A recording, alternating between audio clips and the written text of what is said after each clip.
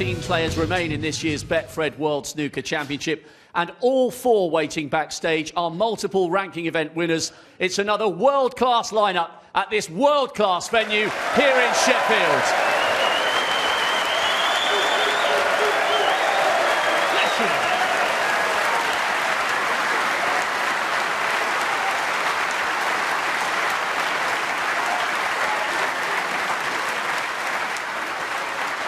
Please welcome a player who knows what it takes to go all the way here at the Crucible, 3 times a finalist in the last 11 years, and he needs to draw on all that experience this afternoon.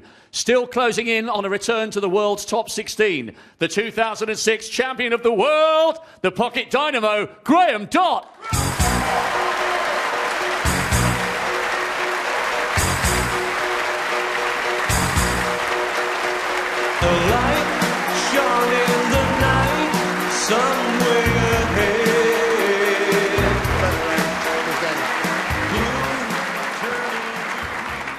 And his opponent, a player who has come of age in the last 4 seasons.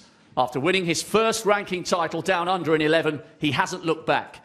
Bidding for his second Crucible quarter-final, he now has the belief that he belongs here in the big time. What a chance this is for Stuart Ball Run Bingham.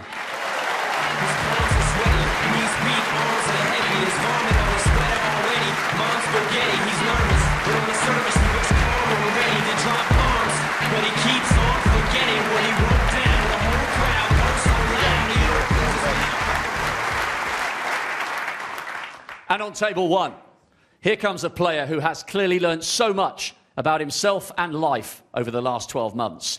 But as he proved against Alan McManus in the first round, he's back to health and back to form here in Sheffield. 3 times a ranking event winner, twice a World Championship finalist. It is none other than the captain, Ali Carter!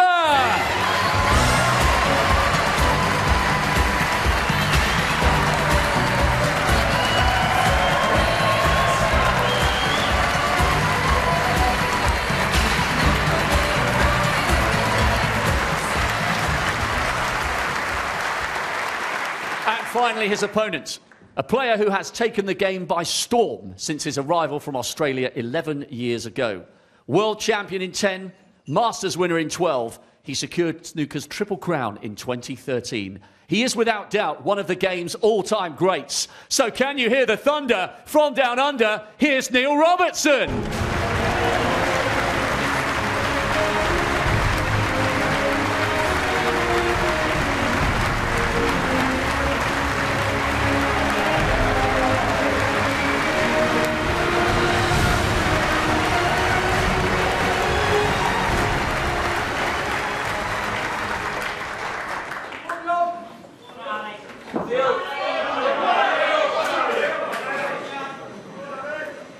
Thank you, ladies and gentlemen. Frame 17, Stuart Bingham to break. Well, there are hills to climb, there are mountains to climb, and Graham Dott is faced with a mountain. He trails 11-5 against Stuart Bingham. And the key thing is that Graham is just not scoring enough when he gets in, not winning a frame at 1 visit, and that's the only difference in this match. It could have been a lot closer. Coming up to 15 minutes away from 6 hours. But the standard has been very good in this game, and Stuart Bingham's scoring very heavily. Bingham's made a break of 102. Graham's is only at 69. But he's been in virtually every frame. He's not been outplayed, Graham.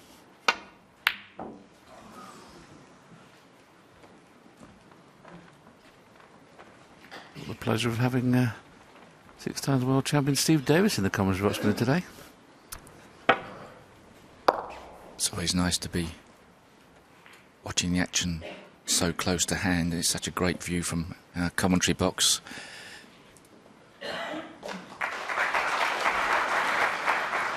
Graham Dott did so well in his first round match. Really played strongly. Would be disappointed with how this match has panned out so far. He knows every session's different, but of course he's running fast out of time. can't really afford to lose any one of these first 4 frames of the first mini session.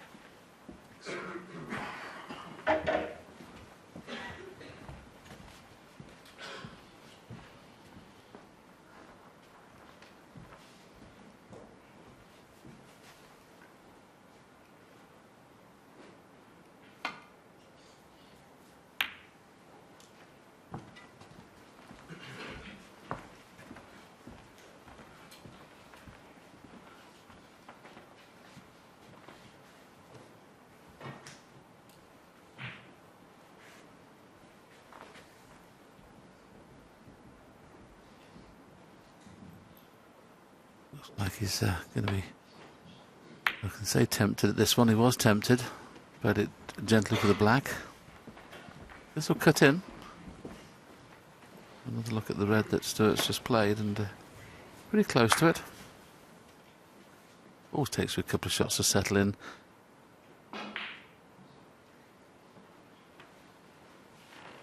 Yes, you can have... He doesn't think it cuts in. It would have been very thin, but both these players would have been on the practice table for at least 15 minutes prior to the match. But there's still nothing quite like the arena for having to get used to it again. Clever shot there, trying to spread the reds a bit more. Caused Graham Dott additional problems.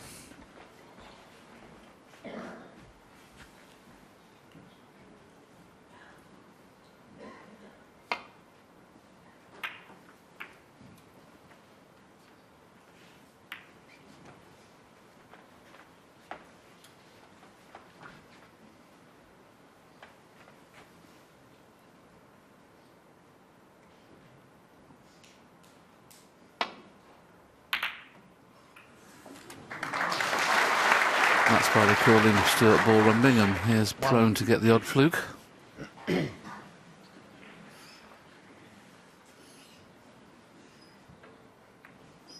Stuart Bingham, 1.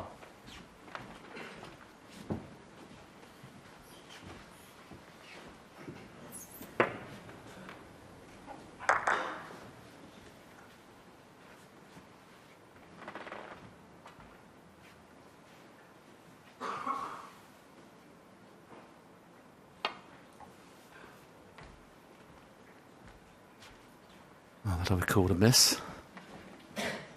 Oh, Should Stuart a miss. fancy the cut back, he'll play it. Stuart Bingham, 4. The fact that the yellow's where it is, he may have to play for the yellow here, because I don't think he hit it slow enough to hold the cue ball. He might be able to get round the back of the yellow. Oh, can hit it slow. 1. A bit thicker than perhaps we thought. If that's the case, he'd have liked another foot of pace in the cue ball. I'm not saying that he could miss either brown or green, but it's certainly a little bit harder than he wanted it to be.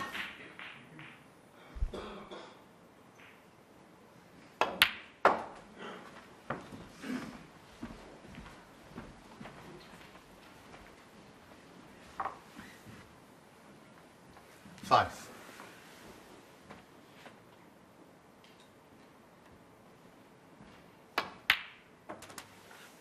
6.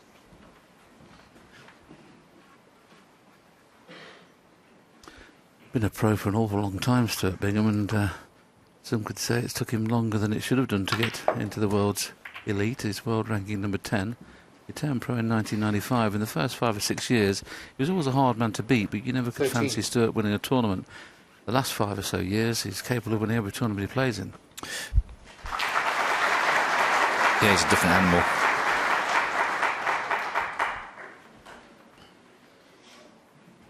one of the success stories, I think, of the modern format we have. 14. Has embraced every tournament. Got plenty of air miles. His game has improved. Not necessarily as a result of that, but I think he'd certainly say he's one of the ones that's revelled in it. 21. Yes, the only one tournament Sturt missed is when his wife gave birth to a child, and he took the time off obviously for that, but he plays in every single event there is. He just loves playing. Very dedicated, loves to practice.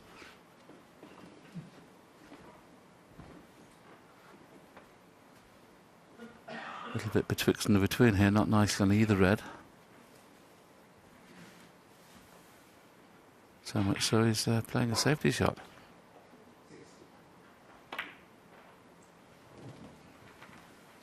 Stuart Bingham, 21. I think he may have left this on. Very tight.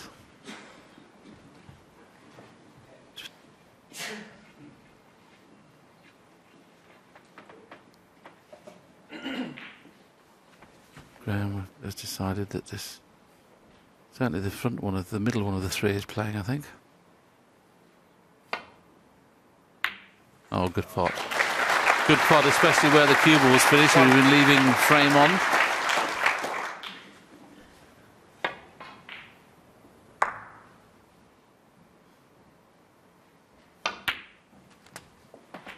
Yes, Graham's in nowhere to hide territory.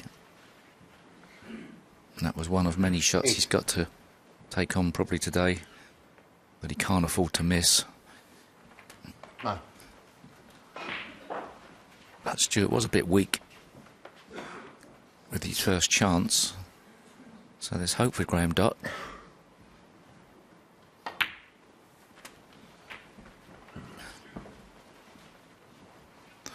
These reds in the middle pocket are never certainties. I was talking to one of the players earlier in the week that said the middles are vicious. Corners are not too bad, but the middle pockets, you didn't have too much room for manoeuvre.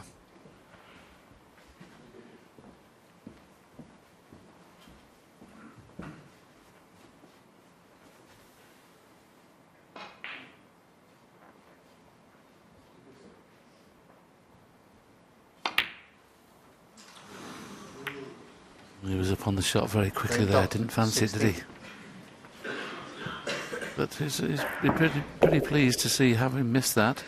Not to have left anything easy. Okay, Stuart could play the snooker in round the yellow without any problems, but he'd like to take a pot on. Is this a plank down the left-hand side? He's had a quick look at it. I don't think it is.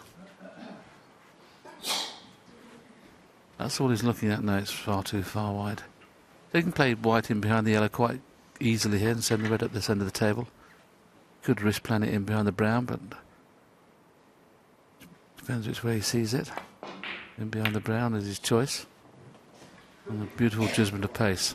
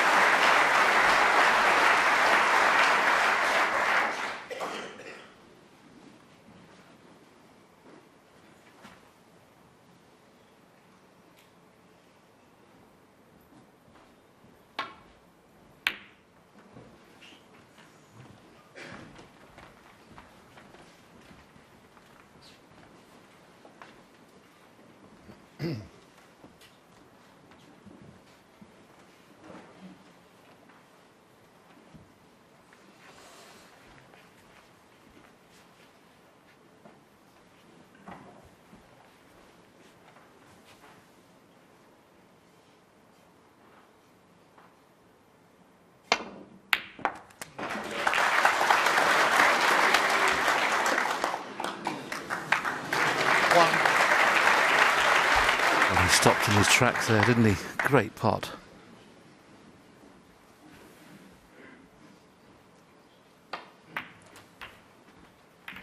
Six reds at the top of the table there were not ideally placed. He was attempting to 8. promote one into a better position. He did have one loose red in the middle of the table he could have played. Now he's having to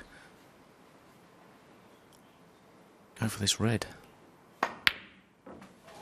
Beautiful shot. Knew his responsibilities there and took it on.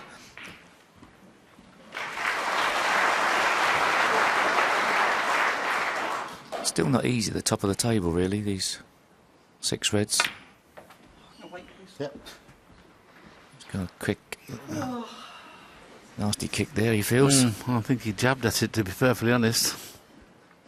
Yeah, it didn't sound like as much of a kick, and but he immediately said it was a kick. But don't know. It looked like one. Have you ever been guilty in your life, Willie, of blaming a kick, even though it was a bad shot? Regular. Yeah.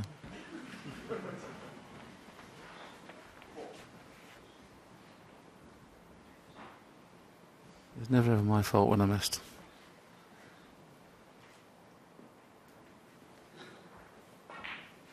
So he's a little bit betwixt and between here, not really on it in the middle, not really on it in the corner, so he's playing a lot more difficult pot and trying to get through the gap of the two reds below the pink to get onto the black again. He's played that beautifully. That was so tough. What a good shot that was. Now playing a little bit of right hand side here, play the cannon into the red and pink. If he misses the cannon, he's on the one in the middle.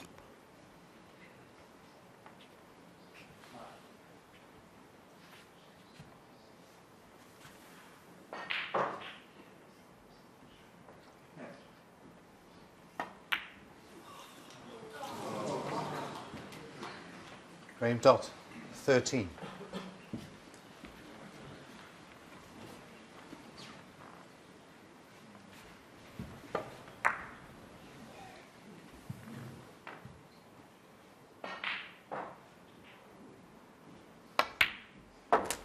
One.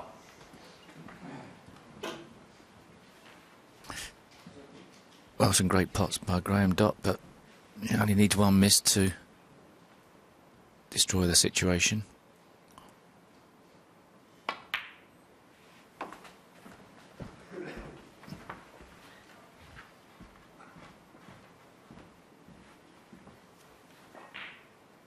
Seven.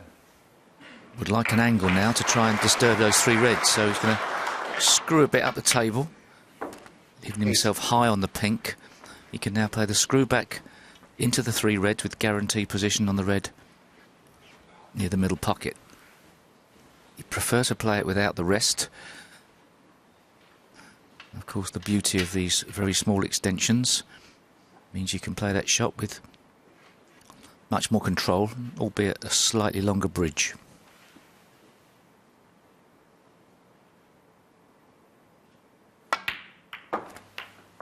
Could you turn your knee pieces down a little bit? There's a few very loud A ones. little surprise, he's played a little bit more pace in that. He's still on this red. He's 11 points in front, so three reds and 14. three pinks is not quite enough, so he's going to need that last red.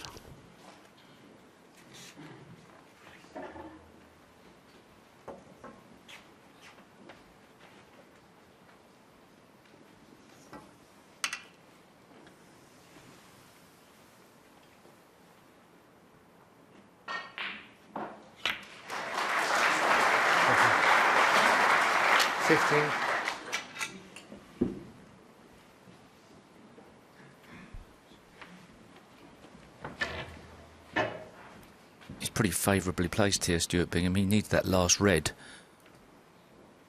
to get over the line, but the reason why he's a bigger favourite than just that, is that the blue's safe. So even if it goes wrong, he's got the insurance 21. policy of a ball further through the colours safe.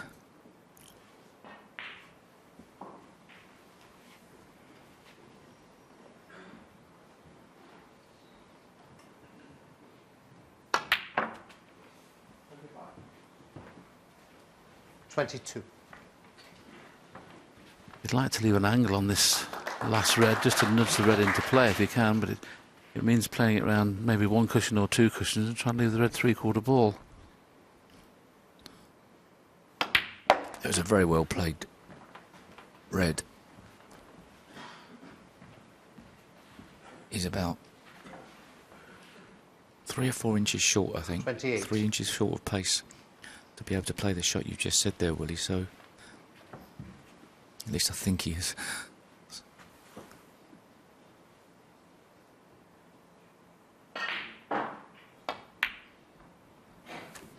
Tried to do exactly 29. the same thing off the pink. Looks like he might be a bit short as well, so could be end of break. I think the key thing here is to make sure the pink, whatever happens, at least he can get the upper hand of the safety exchange then. Well, he could effectively... he's 26 points in front. He could put another ball safe if he wanted here.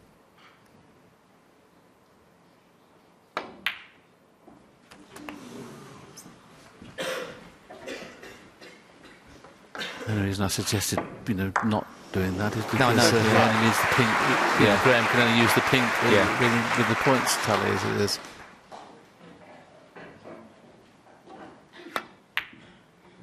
But of course, that's a nice way to finish off the frame. And what a favourable kiss that was as well. So that virtually assured him of taking this opening frame and going one away from victory at 12-5. Taking these very well. Needed a couple of chances in this first frame. 40.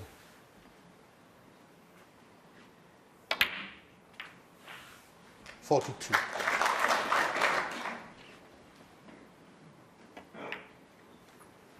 $45.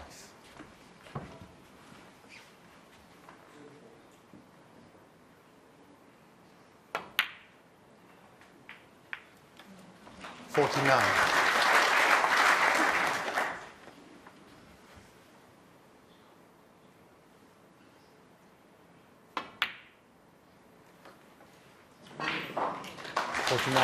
Well, the break comes to end at 49, but it's an important part of the frame. That 49 takes him further clear. He now leads by 12 frames to 5.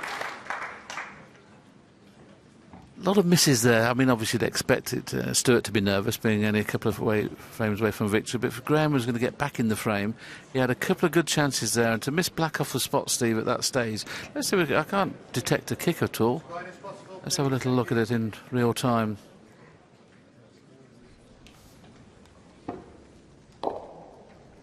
Did bounce a little, didn't it? Well, whatever happened, he sort of hasn't really looked himself yet in this whole match. Probably resigned himself now to an early bath.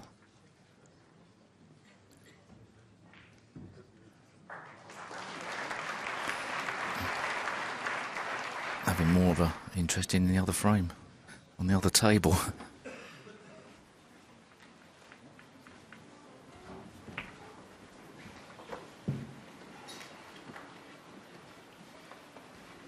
Okay.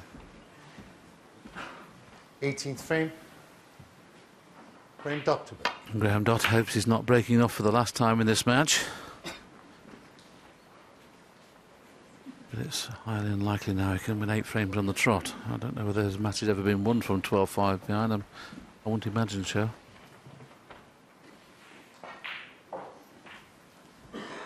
He'd have to make history, but he's not played the best break-off. Stuart Potter says he won't kiss the black. But add on the thin side to make sure he didn't kiss the black.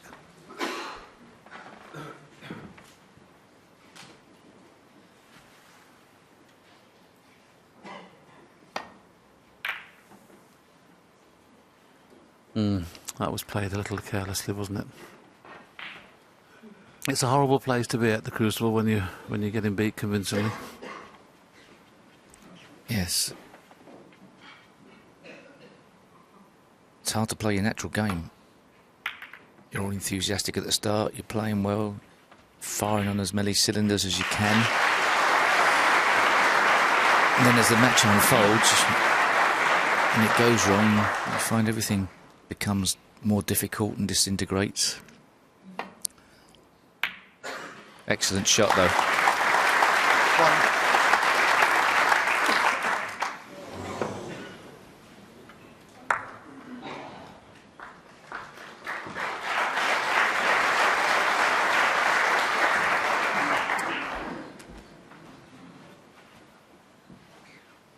8.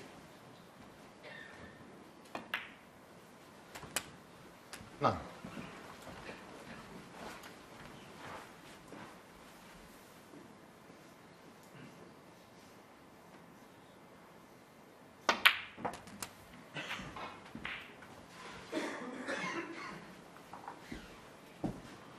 16.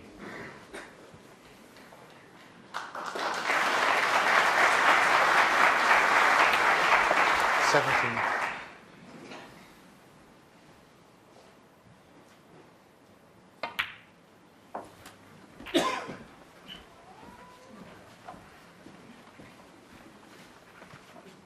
24.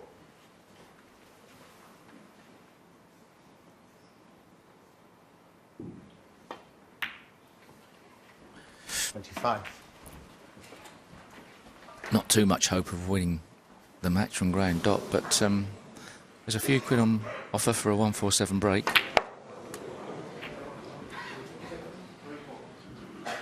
He made one in the British Open a few years ago, so he's not averse to making one in tournament play. I think that's anything you can probably look forward to now, trying to do that.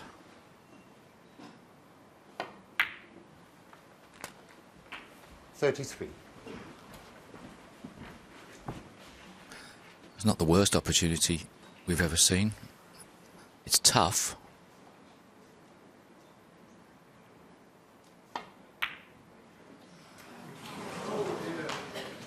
Graham Dott, 33.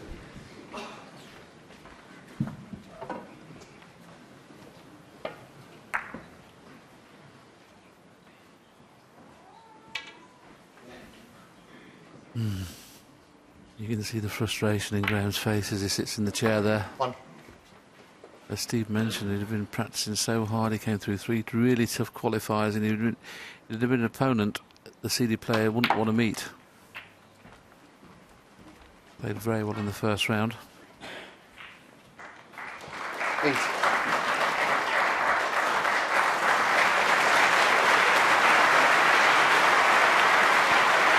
Yes, one of 2 qualifiers to come through who's had good records at the Crucible, getting to the final stages. Graham Dott and Matthew Stevens both got through their first round matches.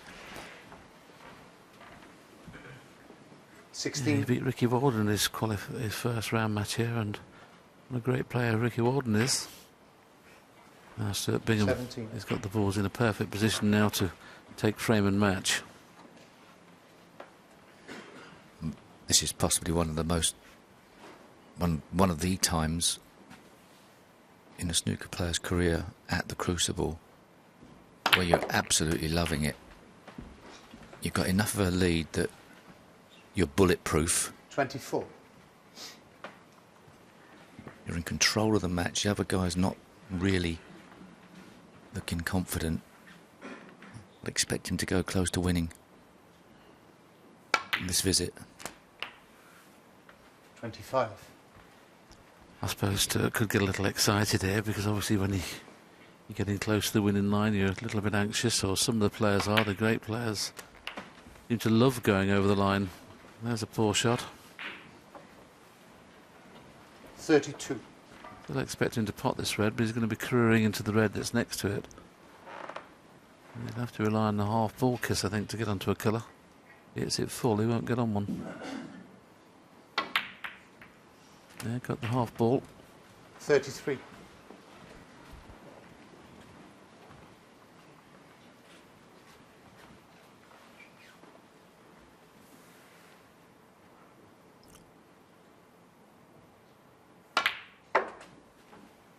It's the modern day shot. Through the gap, screwing through the gap as opposed to playing 38. a stun through the gap between yellow and brown. It's a lot more difficult to control the cue ball. But the way Stuart's played it, a lot more positionally sound. Doesn't really want to be straight on this.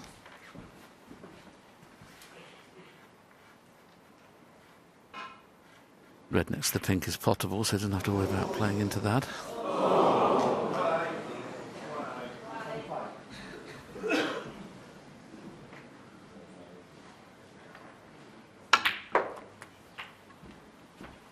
Once again playing for the choice of 2 reds, which is the art of break bowling. 46. Been a very good performance from Stuart Bingham. Whenever he's been in, he's been making 40s above all the time through this match.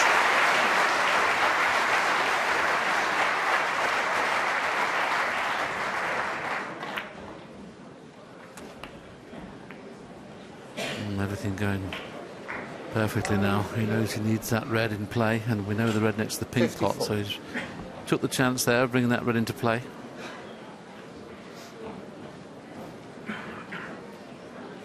.21 points in front, 2 reds, 2 colours. Depending on what value they are. Get over the line without having to pot the last red.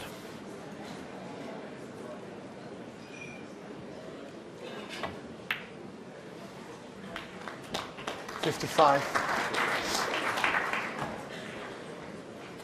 Just having another check at the scoreboard. There's his 22 in front, this will be 28. So black really off the last red to leave Graham leading the snooker. Pink, he'll still be able to tie.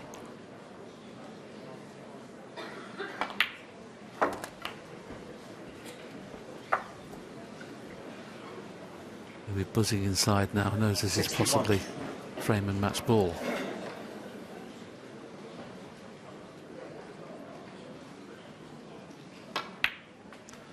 Very well played, 62. Stuart Bingham. Very well played indeed.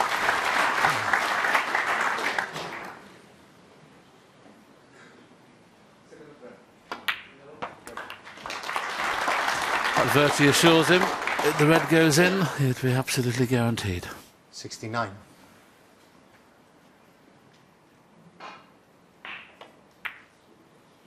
What a very, very good performance this has been.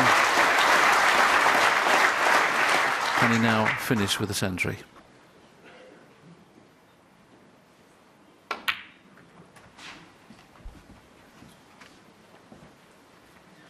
One of the game's great break 77. bowlers. He's already made 261 centuries in his career, 36 this season.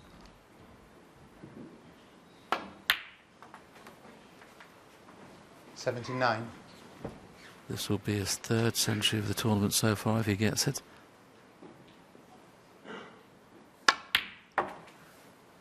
$82. And Steve, it's a quick question while Stuart's on this break. This could be the 33rd century. The record, I think, is 83. Do you see that going this year? 86. Well, at the current rate, they're behind spec.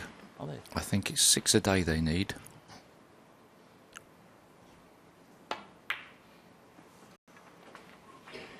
$91.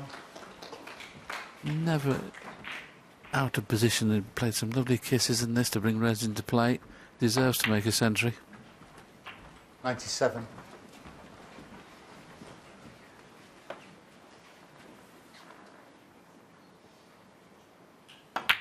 Well, a very accomplished performance, finishing with a century. Graham Dott, not really in the match, to be perfectly honest. He'll be disappointed with his play, but Stuart Bingham will be delighted with it as he goes into the quarter-finals. A 13-5 victor.